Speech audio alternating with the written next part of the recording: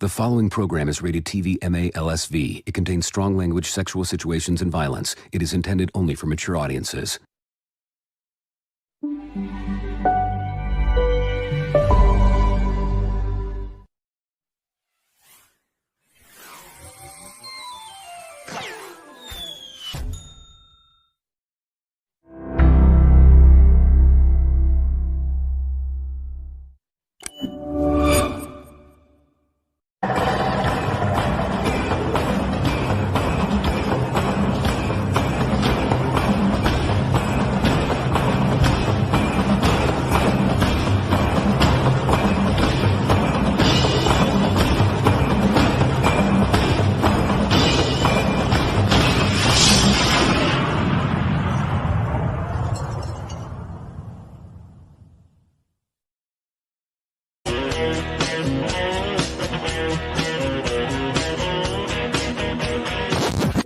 I got the business in the front and party in the back. Whenever I pass by, I give women heart attacks. I don't gotta work out, I let the mullet flex. No stress, the follicle fountain's in full effect. Word to my boy Riff, word to my man Theo. My lady broke up with me cause she's sick of my damn ego. If you don't like my mullet, I don't want you anyway. Now she's all up in my DMs and texting me every day cause she misses it. Used to say I look ridiculous, but now she envisions it on other dudes when they're hitting it. She's got a broken heart and nothing to fix it with, and I got a sore scalp from other chicks that are gripping it. When I got my hair cut, the barber said sure, and she started buzzing with a wide smile. And when she got done and I was walking out the door, she said it's more than a hairdo, it's a lifestyle. My mullet, my mullet, it's my mullet. I really don't think you understand.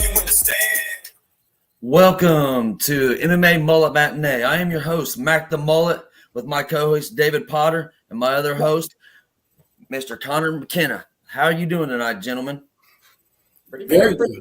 Connor, what's going on? Let's go. Enjoying the good life up in the good state of Vermont.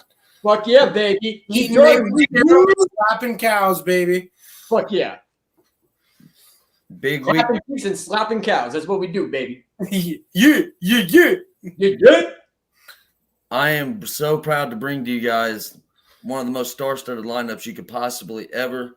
Not only do we have the man who put the legend and put double leg in the word legend, we are happy to host the current and new reigning strawweight 1FC world champion, the monkey god himself, Jared Brooks, and his coach, James Lee, who is also not only a coach, but is a legend in his own right.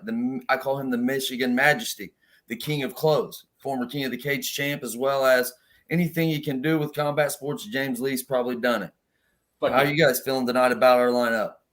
Very excited, very excited. Both these guys are complete fucking studs in the sport, you know. We should have some good topics to talk about, especially with a reigning champ right now, you know. Fuck yeah. The monkey god taught Donkey Kong how to hammer fist is what I've heard. When it comes to blast doubles, and he's also going to be the tech guy on the behalf of James Lee because he's tech fault so many people. It's impossible for him not to be tech savvy. And what a big dick bandit that he got to fight in Pride. And that was like kind of a buzzkill when Pride got sold because when Pride came to the United States, it was pretty much a big fucking infomercial to get the company sold. Like Vince McMahon and Shane McMahon were in the crowd and all these different investors and shit. So being able to talk to a Pride veteran who got to experience it when it came to the United States, that's a real fucking treat for me. Just being a fucking nerd, you know? Yeah. Yes, and it was also the very last card they ever had, and it was all held in the United States the night that Nick Diaz beat Gomi. Mackey Center. That was not only it was a banger of a card. He took a fight against Travis Few, almost 100-fight veteran who's knocked out some of the best like Keith Jardine and others. James Lee's not only, in my honest opinion, one of the best guys that a lot of people might not have heard of unless you're in the know, like the MMA Mullet Matinee Majesty himself. He's leg locked. He leg locked me more than I'd like to admit, but then again, he's the reason I got the skeleton key to everybody else's legs. Keith Jordan says he's a glass shine differently 5 feet away from the sun. Oh yeah, that's a good comment. That was a good fucking comment. We'll play, Keith. We'll play. I like it. I like it a lot. So it's pretty wild too. Like that, you know, fighting in Pride. That's like the golden age of MMA. Like, you know, you got Pride, then you got the UFC, and then the UFC takes over Pride. But looking back, just pride fights were a whole nother level. Fucking wild. Fucking crazy. Fucking crazy. And you know what? You're like my all-time favorite bedtime hero and favorite fighter of all time, Kazushi Sakuraba. He fought for Pride. Well, he won the UFC. He won the UFC title, and then he went to Pride, and he was training under the Takada Dojo, became the Gracie Hunter, and he was my all-time favorite fighter, and what brought me to Pride. And such a fucking savage. Oh my goodness. Oh my goodness. What a savage. Hopefully, we can get some good stories out of James about some of his trips over there. Hell yeah. And also, he has the inside scoop. He cornered the crazy horse Charles Bennett multiple times. No shit. Oh, And yeah, he has. speak of the devil, Matt, you make the introductions to these great ones, these goats that are in the building. There they are, right there, baby. What's up, fellas? How you doing today? What up? Good. How about you guys? Man, it's a pleasure to have the monkey god himself and James Lee, the Michigan Majesty, the King of Clove, the former King of the Cage champ himself. So what's the champ been up to ever since he got that brand new shiny title and he showed everybody who's the man from here all the way to Japan, all the way over to Asia and America? Hold up. Who are you guys? Who's the coach? You know who this is. This is the man himself. No, I don't matter. This is twin. I don't matter, but this guy matters. This guy and his epic mullet. James hasn't seen me since me and my Siamese twin Johnny Hughes departed. True. He doesn't understand what good looking hair looks like anymore. He told me that my hair and hip hop are both going out of style. So my question is, how's the great Pride veteran and ONE FC world champion feel about being in the presence of Mac the Mullet? That's my question. Mac the motherfucking mullet. He's lost for words. That's very rare. Jared Brooks don't lose hardly at all. And when he's lost for words, I've done something. I don't break character much. Hell yeah. We're embarrassed to be affiliated with the Hillbilly Trash. I know my loser brother Johnny. He said I'm lucky he didn't even get you on here. You only associate with champions, and that's why you decided to get on my show. True. Hey, so I gotta ask, what's the boundaries here on the show? What Anything. There are none. Fucking anything. Say what you want. Mac, baby. You gotta understand. Jared has put double leg in the word legend, so there's no boundaries here. Chaz Bowling's responsible for that. Chaz gets all the props for that. Absolutely.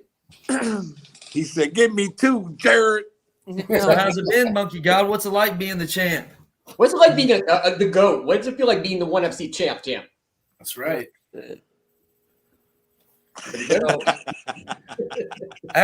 Let me ask you a question, Jared. You grew up being a high-level wrestler. You was the Super 32 champion, Fargo All-American. You've done everything in combat sports. You're taking over Asia as the monkey god. Now, I'll be honest with you. I think they kind of underestimated us because they don't think that us Americans are in the know. But I think Joshua Pascio definitely knows who you are now. If you could fight anybody, who would be a dream matchup for you, Jared? Actually, I would say Demetrius Johnson, the Figueiredo 2, or Brandon Moreno, or Fabricio Andrade. Yeah. I'll tell you right now, the only thing missing in your fight with Figueiredo was a shank because you were robbed. Even Daniel Cormier to this day says it's the biggest robbery he's seen in the history of mixed martial arts. Almost 8 minutes top control, 7 takedowns, 4-1 strike differential. Even the Brazilians were even booing against him. They couldn't believe it. Yeah, I remember Jose Aldo came up to me after that fight and told me I got robbed. And very rightfully so. So, if anything, what have you noticed what do you notice between the culture in America and the fans and over in Asia? Do you see a big difference in their the way they carry themselves? They're more respectable. What do you see a big difference in American fans and fans in Asia? I mean, even in different states, it's different. Like as far as the fan culture, so.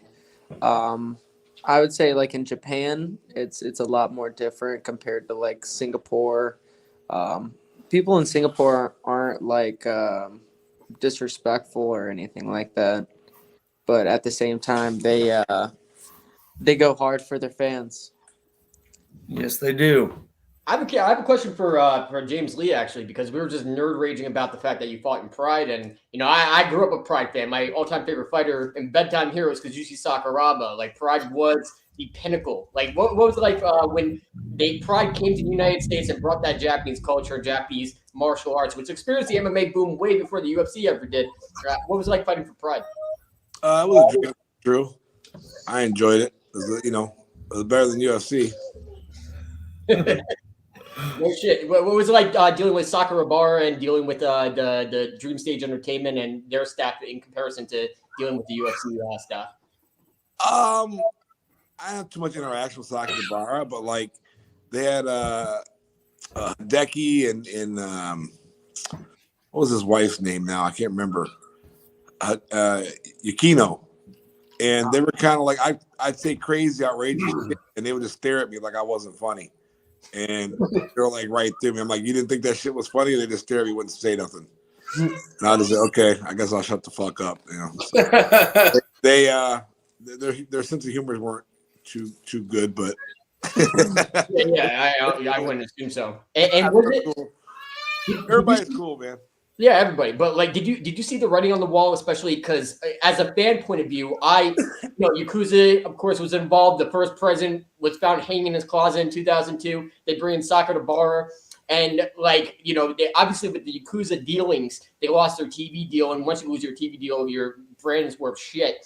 But like, did you see the writing on the wall? Did you see Pride FC when they came to the United States? It's like this big infomercial to sell the brand, or did you not know and you just were out there to do your job and do your thing? I didn't see it coming. I don't know, man. It was crazy to me. It's kind of a funny story. I forget the old president's name now, but I was out of Pride talking shit. I was smoking in the little break room at Saitama, and I didn't know who the fuck he was. I'm just smoking and talking shit. Him and I were smoking cigarettes and talking, this old Japanese dude or whatever. And I asked him for some money and exchanged some money for me and stuff like that. And he's like, what do you think about this guy? I'm like, I'll beat the fuck out of him. I'm just talking shit, my normal self. He sucks. This motherfucker got no heart. He's no dog in him. This guy's submission sucked. I was popping off, talking shit. I run all these fags. And then, anyway, he gave me his card and told me to call him. He's gonna make me a star over there in Pride. And then they all hyped me all up. So I've been trying to get in Pride forever because I was cornering a lot of guys over there. And then like the guy's hanging as soon as I get back home. I'm like, oh shit. I'm like, well, yeah, not good for him and his family, and not good for me. It was bad all the way around. So fair enough. Yeah, bad turn of events for sure. Jesus yeah, Christ. worse for him than me. Oh yeah, for sure. But he was cool. Fuck yeah, dude. Wrestling legend Coach Peckinpah said he remembers Jared from middle school. He was tough then. He's tough now. Oh yeah, Jared. How would you compare like winning your state title, the feeling you felt when you won your world title and your state title? Because I know. Did Peckinpah touch you inappropriately? No, I remember he used to give us I think he did. bunch of Taco Bell, bunch of. That's not all. Ice cream, lollipops, a van. Candy and treats. Yeah, and shit like that. I was groomed by Peckham. Yeah, Peckham, you know what the fuck you did to Jared Peckham? Hey, he told me he'd give me free wrestling shoes and free Taco Bell if I went to freestyle tournaments. We all love Peckinpah. He loves you too. I was told to. Jared, again, like when you won your state title, you was highly ranked in the country, obviously number one as a senior. And I know that you had aspirations of winning state titles your whole life. How did it compare, like winning a state title to winning your world title? Was it a similar feeling? Would you elaborate? I mean, I don't want to sound like an asshole, but like it's a moment, and you got to let that moment pass and forget about it. If you want to do greater things, you got to forget about supposed big moments like that. So, No too high on the highs, no too low on the lows, right? Yep. for sure. And I can attest. Balance. It's tough. Like the wrestler mentality is okay. You won a state title, you won a national title, but what's the next thing? I need something else. Like it's always. Do you have that? You still have that competitive mindset, like as a wrestler and getting MMA? Okay, I won a world title, but I want to win 2 world titles now. Like you put it in the past, you put it in your rearview mirror, you accomplish great things, and you just say, okay, on to the next, and I can do bigger and better. Yeah, bigger, better, and it's not even about like being competitive. It's just trying to be your best self in life as you can be. It isn't. It isn't about just competing. When you're a champion like Jared is, I can attest. I tell all my guys that I train that being the best version of yourself possible is all you can do. People get caught up trying to be other people. And that's the thing about Jared. He's not only got the skill set, he also has the marketability. And like when I will say this, I'm not trying to jock or anything, but that post fight speech you had whenever you won the title was pretty damn sweet. And I'll be honest, the only thing that can get me up that damn early besides French toast cooking is a good ass whooping. And Yes, sir. I can honestly attest to how I've seen your skill set improve from whenever Jared was so good in dominant wrestling. His first 10 most of his fights he could have just wrestled him if he wanted to, but his striking's come a long way. Won't you talk about the process about how your striking's developed and some of your coaches that's helped you with your stand up and blending your skill set? Yeah, so Scoggins, he had me doing a lot of like movement. I had a lot of movement when I first came to Michigan, but I didn't have like that Detroit boxing that I do now. I've worked with a lot of people just to help with my stand up, but James is telling me that I just wasn't turning over my feet too much. I gotta stomp more. Sit down on the Yeah, motherfuckers. sit down on my punches. So that's helped a lot with the fights. Well, you have people like Scoggins that I live with too. Like his kicks are really, really good. The timing is really, really good. So when you're training with some of the best in the world, then you can't help not to get good. Straight up. And with his bladed stance and his karate background that Scoggins brings to the cage, also with the wrestling background, I can see your level changes. You're constantly changing. You're never being predictable. And that's one thing I noticed with your last fight is you could tell Pacio had worked on his wrestling and your striking, and it came down to you were better at what his strength was, and he wasn't as good at you as you were at your strength because he had some success stopping a takedown or two, but at the end, whenever you blended your takedown, you disguised your entries on your takedowns with your striking, that sealed the deal at the end of the fight. So I can really attest to how much I've seen you come along in the sport. Yeah, So you let me leveled ask up you on this. him. Go ahead. Sorry about that, Connor. I said you leveled up on him. Yeah, he's definitely leveled up. You know, it's one of those things where, you know, you're doing better at what he does, but yourself, you know, and then he can't match your shit. So that's a level up right there. It's like paper, rock, scissors. Mm-hmm. It's something beats something. It's always just knowing when to use it and when to pull it out. So, James, I got a question for you. Yes, sir. What imprint do you see that you put on him? Do you see yourself more as obviously you help him technically, but he responds to you very well. You can hear you coaching him, and he responds to you. What's one of the biggest jumps you've seen in Jared all around besides just his technical aspect? What's something you've seen him? I've noticed his gas tank. What about yourself? His hip hop knowledge is much better now. He's been fucking with me. This shit was terrible when he came to Detroit. Awful. He was dry. Lido got wrapped up like a burrito. I know. If you haven't done yourself a favor, you need to check out his disc. Is there anything in the works for some of your upcoming opponents? Because I'm not gonna lie, I'm ready to hear some more remixes. Some of them nasty bars you was dropping. Whenever they give me an opponent, I'll drop a little diss like how I usually do. But that's something that I'm trying to get away from a little bit is being a heel as much as you know people want me to still be a heel. I want to, you know, inspire people. I appreciate that. Make people wanna do the sport. Connor Poe Actually, asked, you're double champ. Would you consider possibly getting a second world title? What do you think about that? That'd be really cool. I think that they're gonna build me up a couple more fights before they they put me up a weight class, which that's perfectly fine. I'm cool with that.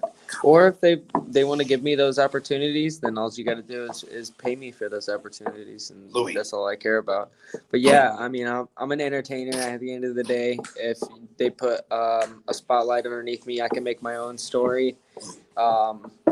It just depends on who I'm fighting, and if they need to be a heel in order to sell the fight, or you just have two badasses that want to kill each other. That's the story of the fight. But that's what One Championship is doing a lot more than the UFC right now. They are telling stories. Their stories telling is very good. Do you feel They're building up not just regular MMA, they're building up all combat sports. I love how they have Mikey Musumeci, Sub Grappling, and the Bertolo brothers. And then they've actually had their own variation of Muay Thai in a cage with gloves. I like how it's all around. Like you're saying, they're actually telling a story. It's just not. And I like how you also just elaborate on how you're not trying to be gimmicky or try to be just a heel, because obviously we all love a good heel. But at the same time, like, for instance, when you came in fighting Ottawa, everybody, you could tell over there he was the big to do, which he's a savage. But he didn't have much for your blast doubles. For sure. So Ryan Bennett asked, are you going to stay with One, or are you shopping? Right now I'm staying with One. I don't really want to put other options out on the table because they treated me so well. Yeah, and I think One is doing a very good job. Do you feel like, because what I noticed with the UFC is they kind of learned their lesson. You had a Tito Ortiz when he was a poster boy, and he went away and pretty much did some serious damage. I mean, this was 2002 when he beat Ken Shamrock. Then he went away instead of had movie commitments, and then Ray Couture had to end up fighting Chuck Liddell, and everyone wanted that Chuck Liddell Tito Ortiz fight after building up for so long, and bigger than the sport. And then you have Conor McGregor, bigger than the sport. Then you have, a Ronda Rousey who goes away. And do you think the UFC, and the reason why they're not telling the stories that One is and building up characters and building up superstars, because UFC pretty much learned their lesson and they want to be bigger than the athletes to have that leverage when it comes to, negotiating contracts? It possibly could be that. I mean, if you put it in that light, that's a really good, observation. Fair enough. But I would say that UFC just has a different kind of production team. It's M. Night Shyamalan, against Stanley Kubrick. It's two different promotions, two different styles. Two great brands. You're right. I've noticed that One FC's teams, the more they put the fighter first, like they're telling a story with each fighter. They're not trying to be bigger they don't want the brand to be bigger. Because I'm not trying to dig on the UFC, but it seems like they always try to act like, how long till it's the fighter get their due? Because I'm tired of hearing without the UFC. Well, first off, there's no organizations without the fighters. You can be at the damn Super Bowl and a fight breaks out, you're turning around to watch a fight. Without the fighters, there's no such thing as an organization. You see what I'm saying? So that's what I liked about how Jared brought that up, how they treat them better. Let me ask you one of these. Do you ever see yourself maybe I know I don't want to you don't want to spread yourself too thin, but could you see yourself doing some competitive submission grappling too, maybe going for one of the submission grappling titles or striking in one of the or even one of the Muay Thai titles? They pay me. That's all. Exactly. I mean, you gotta pay me for the things that I'm doing in this sport. So I would like to fight people like, was it Joseph Lazari? There's another Joseph that's in my weight class that's a kickboxing world champion as well. It's John DeBella as well. That could be a super fight. While you have people like Mikey Musumeci. I mean, Mikey is a great person and a great fighter. But I mean, if they gave me the opportunity, why wouldn't I? And they paid me for the opportunity, why wouldn't I? I like Mikey. He's funny. Yeah, Mikey's cool. I want to eat some of that pizza he's whipping up every night. Anybody that can eat 10,000 calories and stay shredded. I've got a question for you, Jared. I know that I have two brothers myself that were pro fighters, and you grew up with actually an older brother who was a stud wrestler. Would you agree that growing up with a brother, no matter older or younger, is like having a built-in sparring partner, like you have a +1 growing up, having somebody to toughen you up? And what impression did your brother make on you and how I know he's been a big influence on your career. Yeah, it made a huge impression on me. I used him as my gauge on where I thought how good people were, because he was 3 years older than me. So I would face people that he might have faced his senior year, and I'm just like, okay, well, this is a gauge now. And my brother beat the crap out of me from age 3 up. So He still does. He still does, guys. Just so yeah, Justin's an animal. If he was still fighting to this day, it wouldn't surprise me if he was a world champion. But yeah, his hand over me as a kid definitely made me the man I am today. Connor, you gotta make another baby so he can have another like wrestling partner and beat his ass when he gets out of line. You know what I'm saying, Connor? That might be in the works right now. Who knows? I'm not supposed to say anything. Let's go. Pop those cheeks, baby. Who knows? Get to work. All right, gotta- so I have a question for you. So, what is Connor Poe asked? What is the toughest parts about your preparation leading up to the fights? And by the way, why is it weight cutting and avoiding women for like 24 and 48 hours? That's my personal opinion. It's the toughest part about fighting. I would say just getting over yourself. Yeah. If you know how to get over yourself before a fight, then you're good. Like, if you know that you've been in really bad situations and worse situations in life, and you're just like, you know what, I'm actually going out and showing people what I can do for a pretty good amount of money. And if you realize the good things about fighting, then it can actually pay dividends to you throughout time. You have to remind yourself of the good things, because a lot of times there's a lot of bad things that can happen in fighting. Yeah. Period. You've seemed like you've grown, matured, obviously, and it sounds like you've actually learned that your ego could be your worst, biggest problem. And people don't understand egos can either kill you, make you, or break you. It seems like you've got yours under control. Let me ask you this: obviously, not to bring up old stories about wrestling or stuff, but your junior year, whenever you come up short in the state championship, I guarantee you, I like that. I know your point of perspective. How did that loss right there fuel you and change your mindset? Did that have a big bearing on your mindset of learning how to start getting your ego in check, or how did it play into it? No, I would say it wasn't that. It was getting beat in college. When I got beat in college one time, I was just like, man, I really need to change my sport, because maybe I'm not that good at this sport to where I could actually be better at another sport. But yeah, I've done fighting my whole life, and I just felt like that was the better sport for me personally. And no, there wasn't nothing really fuels me except for myself. A loss, a win, that doesn't fuel me. I would say that the people around me, they fuel me, and my workout partners, they fuel me.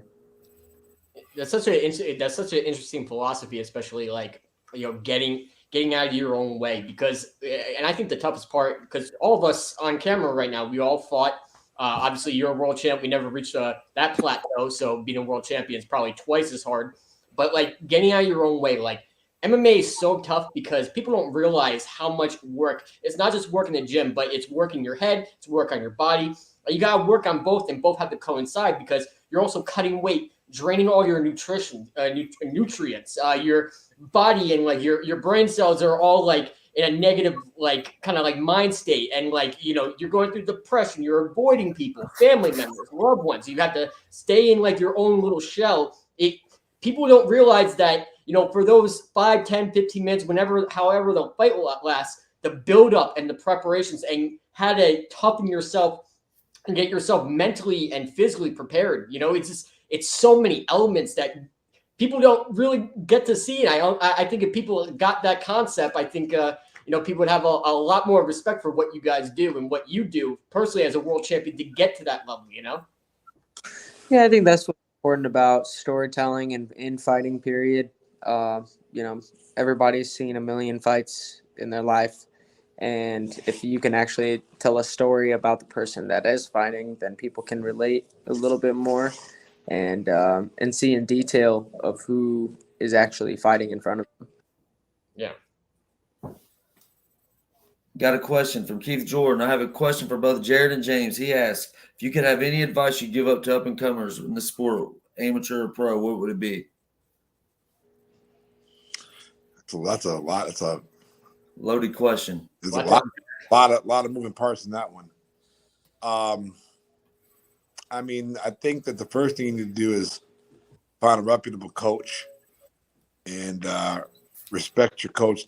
Be coach, and honestly, you need to be honest with yourself.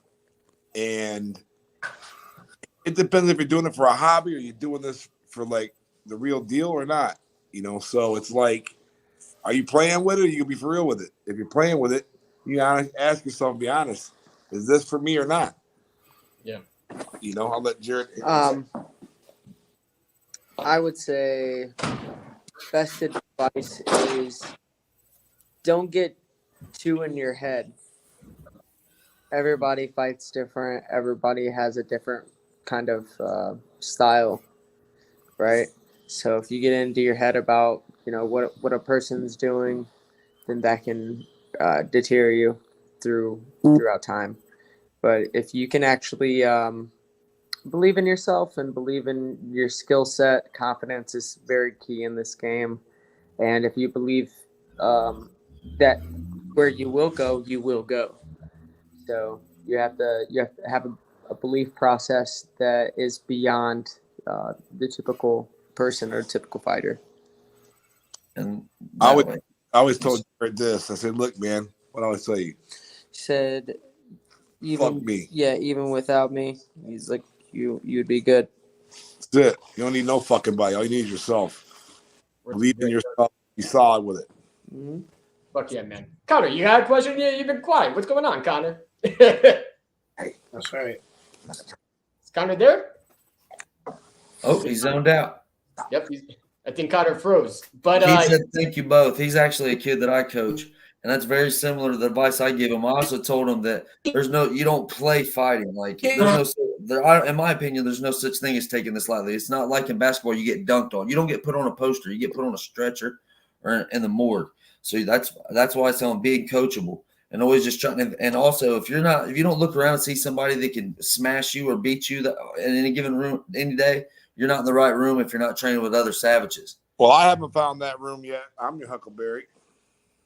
James, do you care to elaborate about some of your experiences at punishment when you in your younger days when Rampage said he would give you a ring and ask you to come train with him, and you would say you had a Rampage Jackson? What about Rampage? You broke up. I said talk about how Rampage used to train at punishment when he was younger in your days and some of the better rooms you were in. Oh, I trained Quentin a few times. Yeah, he's tough. He's decent. Not on my level, but yeah, you know. Did you interact with any of those Team Oyama guys, like Quentin Rampage Jackson or Tito Ortiz or any of those guys in the day? Kyle and I are cool. That's my man. I see him all the time, at shows and stuff like that. I've always been cool with Colin, man. I love Colin. Great guy. He's an awesome coach too, man. Oh yeah.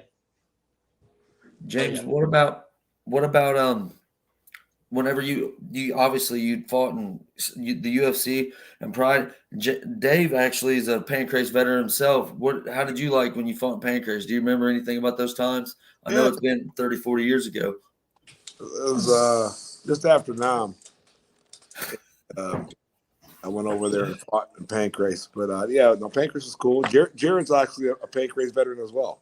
He tried bringing it to the United States. It just couldn't capture an audience. I think the biggest problem is I think once you're exposed to bare knuckle fighting, UFC, and I love the Japanese flow, and I love everything about Japanese mixed martial arts. And I don't know, this guy with a lot of money tried bringing Pancrase to the United States and tried bringing the old rules back in like 93, 94, and it just never took off. I don't know why Japanese mixed martial arts hasn't popped off. And I thought Pride I thought when K1 Dynamite did a show in California, when they did that big show in 2007, when Brock Lesnar had a line with, and Kazushi Sakuraba had his rematch with Royce Gracie, I thought it was going to do gangbusters. I don't know why the Japanese flavor hasn't caught on. Even ONE FC, it should be number 2 or number 1. I just don't know why the Asian mixed martial arts market really didn't get that boom in the United States, you know? Well, we're gonna find out. I think that One Championship has an unlimited,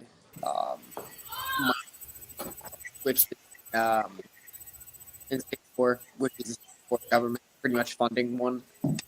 Yeah. So them coming to the United States, they already have a different promotion. They already have the recipe to make something really good in the United States. They just can't fuck it up. Yeah. You know? Hey, you got a question, brother? Connor rejoined us. Yeah, I'm back. I got shitty internet because of a windstorm. You got that Obama phone internet, don't you? Oh yeah, I got that hickabilly out in the woods phone internet. Fuck yeah! Oh, the puppy. Jared, you knocked out Nakamura and Pancrase. I remember. That's when I remember you was submitting. You beat Ito also in World Series of Fighting whenever they done a co-promotion in Japan. Yeah. I liked whenever you started. You could gradually. You seen your getting better in every facet. Do you remember the first time that like you for instance in wrestling and grappling you've submitted people? Do you remember the first time like you hit somebody training or in a fight and you felt almost like had to keep yourself in check? Because a lot of wrestlers that come over fall in love with their hands too quick and they end up abandoning them. They end up getting away from their hands. And we've seen many. Johnny Hendricks abandoned his wrestling a lot and ended up falling in love with his hands and get knocked out. How do you keep that balance? Just training with a lot of different kind of people. You have to go with people's strengths as well. Sometimes, and know what beats people. Sometimes their own stuff beats them. So I like to try exactly what the person that's effectively striking on me or is effectively grappling on me. I feel like if I use that against them, then I can find out other ways to beat them as well. More leveling up. We're leveling up. That's right. Amen. Jared, I know that you fought a lot at 125. You didn't have to cut a lot of weight. So, if you don't mind me asking, does it feel like a blessing that what's it feel like at 115? Do you feel like guys just don't have nothing for you? Do you feel a big difference in strength between 25 and 15? Or I'm at 125. I don't fight at 115. The straw weight one. I thought it was straw. I'm mistaken. 5 in one at least. Rooked it. So whenever you fought when you fought in the UFC, obviously, in my opinion, you're still undefeated in the eyes of the people. You're still the people's champ. You obviously beat down Figueiredo. You want to? Do you ever think there'll come a time like whenever ONE FC cross promoted or whenever they traded Ben Askren, that there could be a day wherever they might be able to cross promote and you could have one of your dream matchups, say with a Moreno, or I wanted to see you fight a guy like when you beat Shelton, who's a stud, which a lot of people don't understand. Like when I think to go into a decision is much tougher than knocking somebody out because anybody can get lucky and strangle somebody, but have the gas tank. And a lot of people fold when they're not the hammer. When they're the nail, a lot of guys break. Do you remember one of the first fights? I remember actually when you fought C.J. Hamilton and early in your career, he was a pretty decent, strong wrestler, and you had a lot of backing from a lot of Indiana wrestling fans. But can you tell us like who's one of the strongest people you've ever fought, or like somebody that gave you besides Paccio? Like what did Davison Figueiredo feel like to you? Figueiredo, he was just I feel like it was more of my nerves. Like if I would have fought Figueiredo in a different. Here, one sec. His phone's gonna die. We're gonna pick it up on my phone. Fair enough. Yeah. We're all having technical difficulties tonight. Hey, it's all right. That's why I said if this was Pinterest, I'd be good at it. I didn't tech phone many people. with a veteran, we're with a legend coach and a world champ. I mean, you guys can have dying phones and bad Wi-Fi. We could just sit here and just stare at each other. I mean, you guys can do whatever the fuck you want. That's right. Hell I yeah. want to see Jared and Pantoja. Was always a fight I wanted to see. That would have been I've always gangbusters. wanted to fight Pantoja. I think that'd be a great fight. Yeah. Oh yeah, dude. Oh yeah. I want to. That's me as well. I honestly want to see that as well. It's also a big weekend of state. I actually have two wrestlers that I've been actually talking to you about, and they were awesome to hear that a stud like yourself was going to be on the program tonight. Yeah. I We're think. having a little, hey, see, don't make me feel as bad having technical difficulties when the champ has. Everybody. It's not our fault. It's not our It fault. isn't. Hey, it's all good. Fuck yeah, man. Hell yeah. Fucking Mother Nature and her goddamn wind. Is it that bad in Vermont right now? Oh, James, For the last James is hour, beeping in. it's gotten really windy. It's like when I'm One supposed to be on second, James is fucking beeping TV. in. James beat me in. I think. Yeah. So, Hello, well, I technical difficulties tonight. hello. Pick it up. Ain't nothing. Ain't nothing. Ain't We're nothing. professional out here. Let me get you on speaker real quick. Let me get you on here. We out here technical Hello. difficulty. We're having a little bit of technical I'll difficulties. send it to you right now, big dog. Right now. Mac is All like, right, I'll get fuck you on. this show. I'm gonna send him the link right now. That's fucking great. It's like There fucking you go. all you people, fuck you. Fuck you. Fuck you. You're cool. Fuck you. Fuck you. Goodbye. That's you, big dog. Right now, Mac the Mullet is talking to the guests to come back on in the middle. We're trying hard here, folks. We're Fuck yeah. trying hard. You know, it's just like the first time, I hooked up with a woman. Trying hard, very hard. Oh, I got that. There it is. Jeff's back in the building. Oh, there he is. Yeah. Hey, I've had technical difficulties myself. Look at these guys. he's back. Look at these strangers. Welcome back, guys. Welcome back. Is it working? Yeah, They getting that yeah. microphone on. Yeah, I don't think it's. I don't think we can hear you guys. If you just unmute it, I can probably hear them talking through the speakers, through their phone. Can you hear me? Yup, Yep. there we go. Yup, I can hear you. Can you guys hear me? Can you hear? Can you hear me? I can Yeah, I hear can him. hear you. You hear me now? Yep. Good. All right, Jared, I got a question for you. I have some studs going to state from Newcastle who are big fans of yours. What advice would you give to a couple guys that are making their first trips to the state finals tonight, this weekend in Indiana, being a one-class tournament? What would you tell them to if you could give them a little bit of advice to help ease their nerves? Don't wrestle nobody from Michigan. Oh yeah. I would say keep your wits about you, stay calm, and stay resilient. Especially if you're a younger wrestler, stay resilient and try to be the best wrestler that you can be in that particular match. So it's a match by match basis, and if you're having fun, then you're always winning no matter what. Period. Exactly. Great Compete every second. Great The rest will take care of itself. And put in the boots and half Nelson, baby. Yep. All day. All day, baby. Yep. Fuck yeah. Jared had a sweep single, and he make a janitor jealous with some sweep singles. We have the Thrine brothers and Gavin Whitehead, freshman phenoms, 38-0. He wrestle one match at a time is what I tell him, and I'll let him know. I told him that you were going to be on the show tonight, and that you actually were where they were, and they was pumped, and they said to thank you for actually the advice that you were going to give them, and they appreciate it very much. No problem. Always trying to hook up the next gen. How's that? And when you go back to home in Warsaw, what do you obviously you and your brother, the first and second sons of Warsaw, the pride of Warsaw. Do you see the effect that your fighting careers? Do you ever see any kids there in your own hometown that you've been inspiring? Man, there's a lot of people in the Midwest, like Mishawaka, Wawasee, just all around that area. You could tell I've inspired a lot of people to fight over there. So that really means a lot to me. Just seeing people, because I mean, I was watching Tito Ortiz trying to be them growing up. So hopefully, I could have been that for them. That's a great feeling. Having some people look up to you for something that you worked your ass off for, and you also can put yourself in their shoes because you lived that type of life also.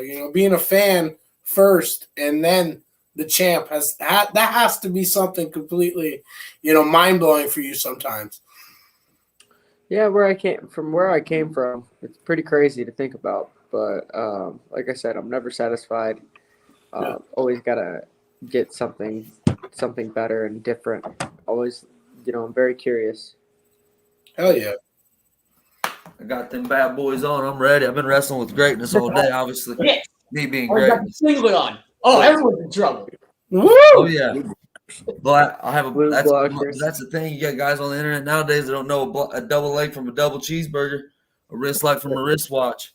That's the thing. Me, I coach now, and I have to have code names. I can't, like James, he taught me, you can't be using the words like chicken wing and shit because I'll be naming moves Hen Valley Ranch. I get hungry, coach. That's the difference, though. See, we're so good, we'll call out the move, and they still can't stop it. Yep. It's true. Hell yeah. Yep. My dad, he used to go up to every kid, and he'd be like, "I'm telling you, he's gonna try to hit a duck under." He try to get me beat every time. All up in that kid's head. Sort of like how Gable used to have he would tell the ref to call stalling on his own wrestlers when they wouldn't get off bottom. That's you can tell that your dad played an integral part on your growing up. I appreciate you guys' time. Delaney was another one. Yep, same here, big dog. Delaney, he can make a kid with no legs think they could win the Boston Marathon. And you coach, hey, Jared, you'll attest. Hey, and he could literally, before he coached me, I literally used to think all I could hear was him coaching against me. That's the thing. He was a motivator. Let's get 3 hours of practice in 90 minutes, stud. Get behind, telling you to break. He would talk like this. He'd be like, "Come on, champ, you can do it." Yeah. Well, You gotta have those coaches, man. Like, you didn't shoot an ankle pick. Are you shitting me? Like, everyone coaches. You know what I'm saying? Yeah. Well, it's been awesome. I'd hate to cut you guys short, but I know you guys are busy. Is there? I'd like to give some last closing words. You guys want to thank any of your sponsors? Anything you like to say hi to your mom? Anything? Yeah, man. I'd like to thank Detroit Jiu-Jitsu for helping out with Jared, Coach Glove, Kara Rowe, Chaz Bowling, Monty Cox, Justin Scoggins, Alex Hody. A lot of good people play a part in the development of stuff, and Guy Monarch got a lot of people that I gotta thank. I want to thank everybody from my hometown helping mend me. I want to thank my dad, thank my mom, thank all the people that have been there and supported me from Indiana since day one. Indiana wrestling is definitely my family and always been a part of my family. Joe C over at Indiana Matt. They're still big fans of you, Jared. I posted this tonight and vowed to get a hell of views. You anything from you, Dave? No, I'm just thankful for both of you guys to come on, and obviously we have a champ here in the house, and obviously I hold pride in such high regard. That's my childhood. So having a Pride veteran, having a world champ to come on and grace us with their presence and drop some knowledge bomb on us, it's just an honor. It's an honor to have you guys on. Oh, thank you. It should be. Can you send that cash app now, Johnny? Yeah. Do you take EBT? Do you take debit card? No, man, you gotta send that cash app, partner. We don't do this shit for free. Hey, man. I got Wick and not the I got kind you, brother. I got All you. that money. Yes, sir. You're a businessman. I got you, brother. Patty Pimblett, lead with your chin and your cash app. I'd like to thank my sponsors, Klaus Concrete, Stacks Cafe Neo, Shaggy, and Brent over at Gray Auto, the Criswell family. My cousin Tina, who's a wonderful author, the Upchurch family. My two fellows that joined me this evening. I really couldn't ask for two better guests. All jokes aside, I'll break character for you guys. I appreciate everything you've done. And Jared, you've got fans here for life, big dog, and we'll be here supporting you along the way. Don't think this Thank is you the end guys of so it. much. It means a lot coming from Indiana because, support in Indiana, it can be a good thing, but sometimes, there's not a lot of support. So I appreciate y'all putting on for Indiana for me. Fuck Hey, yeah. Kobe self-made. I remember back when you was in the video, put the gun down. You and old Papaw. So Gun down, dog, man. We're not putting no guns down here in Detroit, pal. I know I can't. Weapons, mass destruction right There there. you So, We banging out. strap like book bags, baby. It was wonderful having you guys on. This has been Mac the Mullet and the MMA Matinee. You guys have a great evening. Thank you, champ. Thanks, James. Take it easy, big dog. All right, Thanks, buddy. guys. Thanks for having us on, man. Peace No out. problem, guys. Anytime. Thank you, Yeah, fellas. have a great one.